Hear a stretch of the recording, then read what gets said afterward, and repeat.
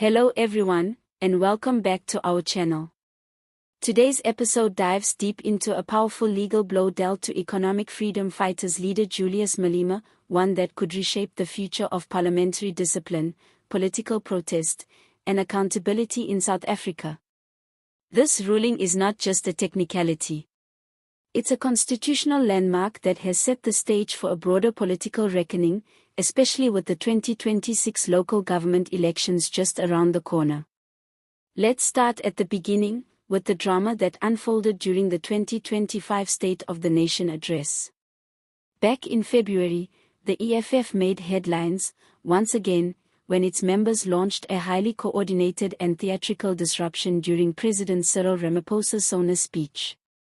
Dressed in red overalls, the party's MPs stormed the stage, aiming to confront the president directly over the unresolved Failure Farm scandal. Security officials intervened quickly, and the president was shielded as the chaos played out on live television for the whole country to witness.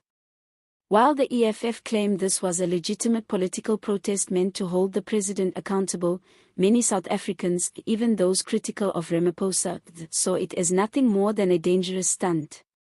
It raised serious questions about parliamentary decorum, institutional respect, and the boundaries between protest and anarchy. In the wake of the disruption, Parliament took action.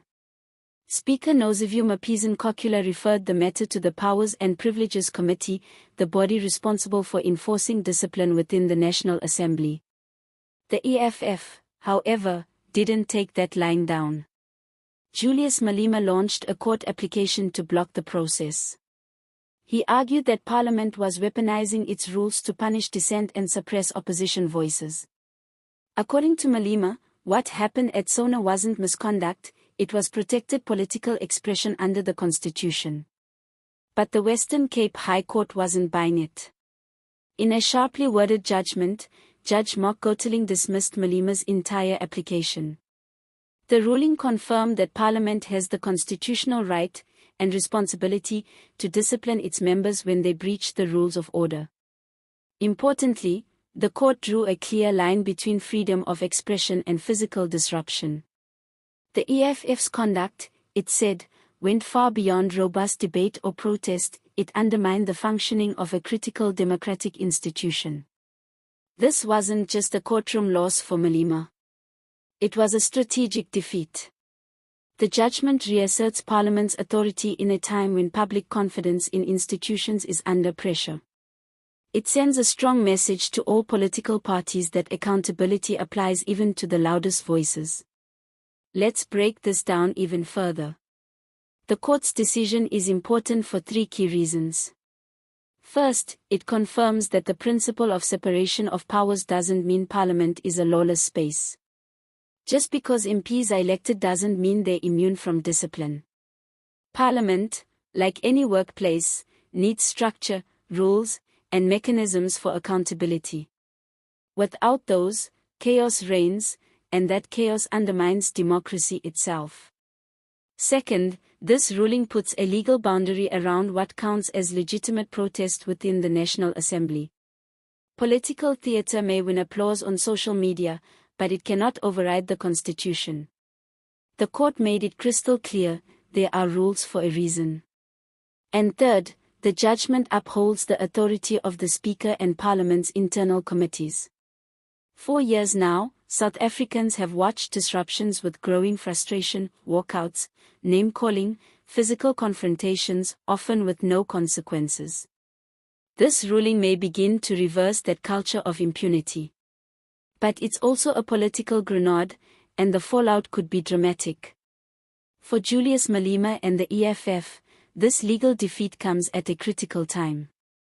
The party is building momentum for 2026, trying to expand beyond its base and position itself as a legitimate alternative to the ANC. But this case reopens old wounds about whether the EFF is more interested in power or performance. Malema has built his entire political identity around rebellion, confrontation, and disruption. From his expulsion from the ANC to the formation of the EFF, he's always painted himself as the outsider standing up to a corrupt establishment. But now, the courts have drawn a line. They've said, you can shout, you can protest, but you cannot trample the Constitution. So where does this leave the EFF? Well, it could go one of two ways. Either the party doubles down on defiance, using this ruling as fuel to ramp up its war against what it calls parliamentary dictatorship, or it pivots, choosing instead to focus on electoral ground game, policy proposals, and positioning itself as a credible governance alternative. But let's not ignore the broader implications for South Africa's political culture. This case isn't just about the EFF. It's about how we conduct politics in this country. Our democracy is maturing, and maturing democracies must find the balance between protest and procedure. When opposition parties push boundaries, it keeps the system alive. But when they tear down the guardrails, they risk burning the whole house down. It also raises a broader question: if Malema can't be held accountable by Parliament, who can? What kind of example does that set? And what happens to public trust if MPs can physically disrupt proceedings with no consequence? Parliament must be a place of robust debate, yes, but also of order and progress. If people lose faith in the institution, they stop believing that change can happen through democratic means. That's when countries slide into instability, protest violence, and authoritarian reaction. Now, let's talk strategy. This ruling could be a blessing in disguise for the ANC.